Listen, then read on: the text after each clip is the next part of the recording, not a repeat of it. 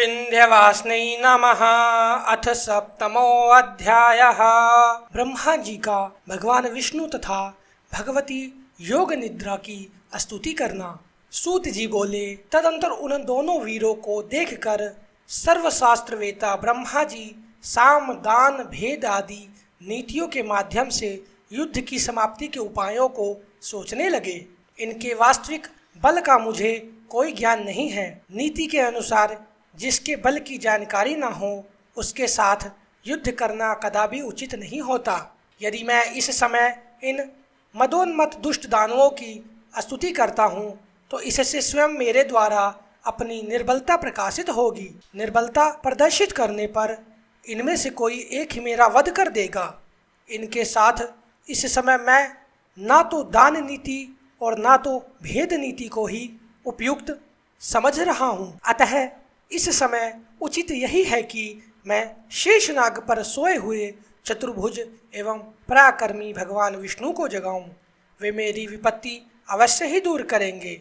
मन में ऐसा सोचकर कमल नाल का आश्रय लेकर पद्म योनि ब्रह्मा जी मन ही मन दुख नाशक विष्णु के शरणागत हो गए। वे शुभ संबोधनों के द्वारा योग निद्रा के कारण संपंदन रहित उन नारायण जगतपति भगवान विष्णु को जगाने के लिए उनकी स्तुति करने लगे। ब्रह्मा जी बोले, हे दीनानाथ, हे हरे, हे विष्णु, हे वामन, हे माधव, भक्तों की पीड़ा हरने वाले, हे ऋषिकेश, हे सर्वव्यापिन, हे जगतपते, हे अनंत स्वरूप, हे वासुदेव, हे अंतर्यामिन, हे जगत के स्वामी, हे दुष्टों तथा शत्रुओं का संहार करने में एकाग्रचित वाले, हे चक्रधर, हे गदाधर, हे सर्वज्ञ, हे सर्वलोकेश, हे सर्वशक्ति संपन्न, हे देवेश, हे दुखनाशन, अब आप उठिए उठिए और मेरी रक्षा कीजिए। हे विश्वम्बर,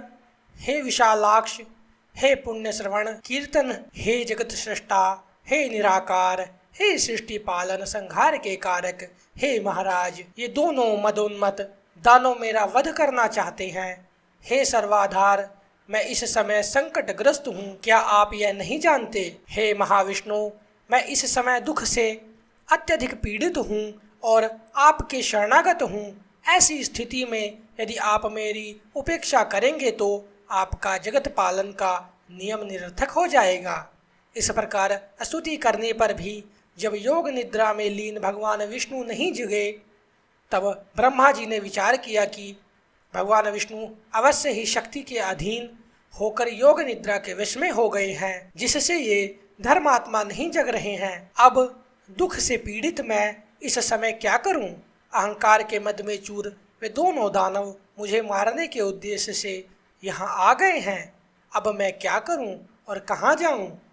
अब तो मुझे शरण देने वाला कोई भी नहीं है। इस प्रकार मन ही मन सोचते हुए वे एक निष्कर्ष पर पहुंचकर एकाग्रचित हो उन भगवती योग निद्रा की स्तुति करने लगे। उन्होंने अपने मन में यह दृढ़ विचार रख लिया कि वे ही महाशक्ति मेरी रक्षा करने में समर्थ हैं, जिन्होंने भगवान विष्णु को भी चेतनहीन तथा निस्पंदन कर दिया है। इस लोक में जैसे मृत प्राणी को शब्द आदि गुणों का आभास नहीं हो पाता, उसी प्रकार निद्रा के कारण अपने नेत्र मूंदे हुए भगवान विष्णु कुछ भी जान सकने में असमर्थ हैं। मेरे द्वारा नानाविध स्तुति किए जाने पर भी भगवान विष्णु निद्रा का त्याग नहीं कर रहे हैं।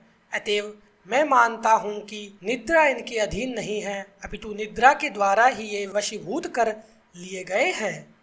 जो प्राणी जिस किसी के वश में हो जाता है वह निश्चय ही उसी का दास बन जाता है। अतः ये योग निद्रा ही लक्ष्मीपति विष्णु की स्वामिनी हो गई हैं, जिस शक्ति के द्वारा सिंधु पुत्री लक्ष्मी के वश में रहने वाले भगवान विष्णु भी वशीभूत कर लिए गए हैं। उन्हीं भगवती ने निश्चित रूप से इस जगत को अपने अधीन कर रखा है। मैं ब्रह्मा, विष्णु, शंकर, सावित्री, लक्ष्मी एवं पार्वती हम सभी इन्हीं के अधीन हैं, इसमें कुछ भी संशय नहीं है। भगवान विष्णु भी जिस शक्ति के वशीभूत होकर विवश हुए से उसी प्रकार सो रहे हैं जिस प्रकार एक सामान्य प्राणी सोता है। तब अन्य महापुरुषों के विषय में क्या कहा जाए। अतः अब मैं योग निद्रा का ही सत्वन करूँगा, जिनकी कृपा से निद्रा मुक्त होकर जनार्दन सनातन भगवान वासुदेव युद्ध के लिए उद्योग करेंगे। तदंतर ऐसा निश्चय कर कमल नाल पर विराजमान ब्रह्मा जी भगवान विष्णु के अंगों में व्याप्त उन योग निद्रा की स्तुति करने लगे। ब्रह्मा जी बोले, हे देवी, इस जगत का कारण आप ही हैं। वेद वाक्यों से मुझे ऐसा ज्ञात हुआ है। हे अम्ब, आपकी ही शक्ति से संपूर्ण विश्व को ज्ञान देने वाले पुरुषोत्तम भगवान विष्णु भी इस समय योग निद्रा के वश में हो गए हैं। हे माता, समग्र लोक को मोहित कर देने वाली आपकी लीला को कौन जान सकता है। आपकी इस लीला से मैं तो मूढ़ हो गया हूँ और ये विष्णु परवश होकर सो रहे हैं। हे समस्त प्राणियों के मन में निवास करने वाली भगवती, करोड़ों देवताओं में भी ऐसा कोई विज्ञ है जो ऐसी आप निर्गुणा का रहस्य जान सके। सांख्य शास्त्र के विद्वान पुरुष और प्रकृति से जगत की उत्पत्ति मानते हैं। इनमें वे अचेतन प्रकृति को ही जगत को उत्पन्न करने वाली बताते हैं। तो फिर क्या आप वैसे ही अचेतन हैं? किंतु यदि आप जड़ होती तो इन जगताधार विष्णु को इस समय चेतना रहित कैसे कर देती। हे महामाये, आप सगुण रूप धारण कर नानाविध लीलाएं करती रहती हैं। अतः आपके रहस्यमय कार्यों का सम्यक ज्ञान करने में भला कौन समर्थ है। हे भवानी, मुनिगण संध्या नाम से आपके गुणों को परिकल्पित करके तीनों समय प्रातः मध्याह्न साय निश्चित रूप से आपका ही ध्यान करते हैं। हे देवी, आप बुद्धि स्वरूपा होकर समस्त लोगों को ज्ञान देती हैं और लक्ष्मी रूप से सदैव देवताओं को सुख प्रदान करती हैं। हे माता, संपूर्ण प्राणियों में कीर्ति, मति, धृति, कांति, श्रद्धा एवं रति रूप में आप ही विद्यमान हैं।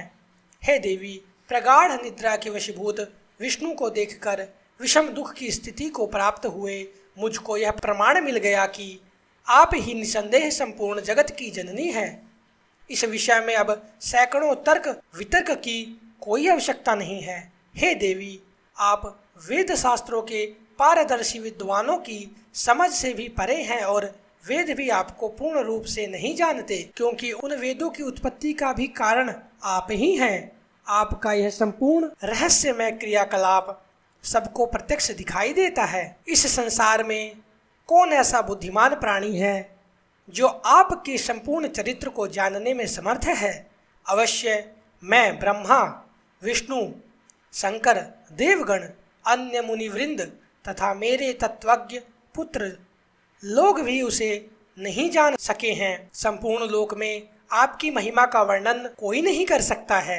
हे देवी, यदि यज्ञों में वैदिक विद्वान हवन कार्य के समय आपके स्वाहा नाम का उच्चारण न करें तो देवगण अपना यज्ञ भाग नहीं प्राप्त कर सकते।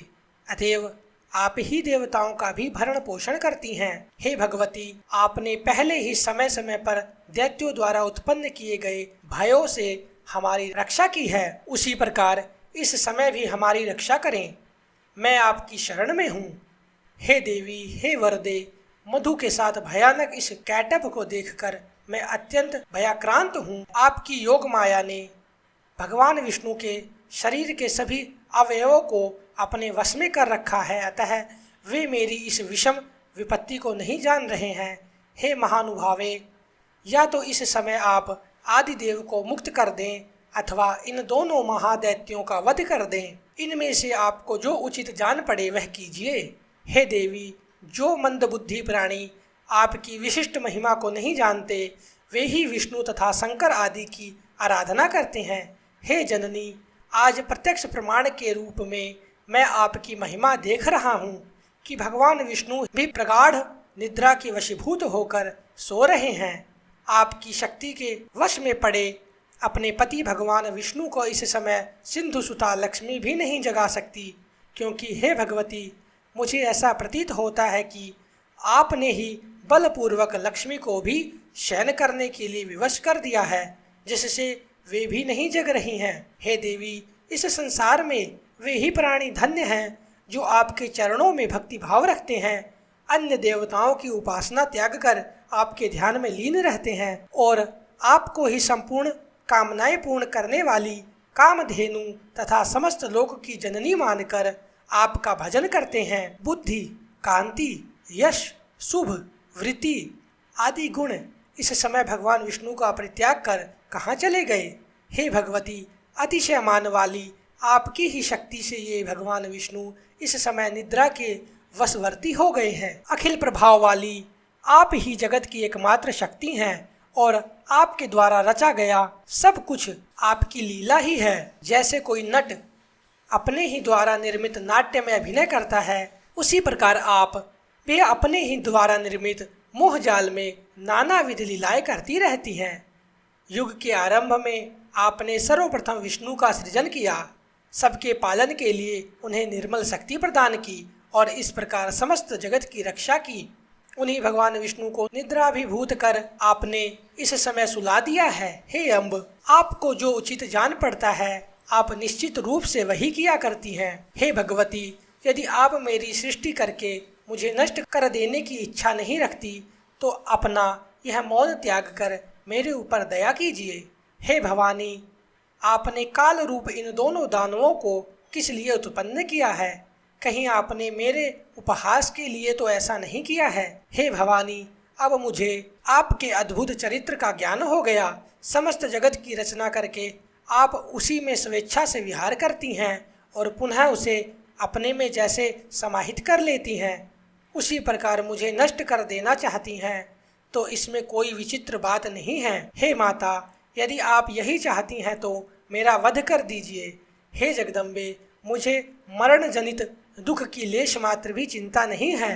हाँ, आपको यह महान कलंक अवश्य लगेगा कि आपने जिसे सर्वप्रथम सृष्टिकर्ता बनाया उसे दैत्य ने मार डाला। हे देवी, अब आप उठिए और अपना अद्भुत रूप धारण कीजिए। हे बाल लीला कारिणी, आप अपनी इच्छानुरूप चाहे मुझे मार दें अथवा इन दोनों दैत्यों को मार दें, या तो भगवान विष्णु को जगा दें जिससे वे इन दोनों का वध कर दें। यह सारा काम करने में आप ही समर्थ हैं। सूत जी बोले, ब्रह्मा जी द्वारा इस प्रकार स्तुति किए जाने पर विष्णु के शरीर से निकलकर तामसी देवी उनके समीप खड़ी हो गई।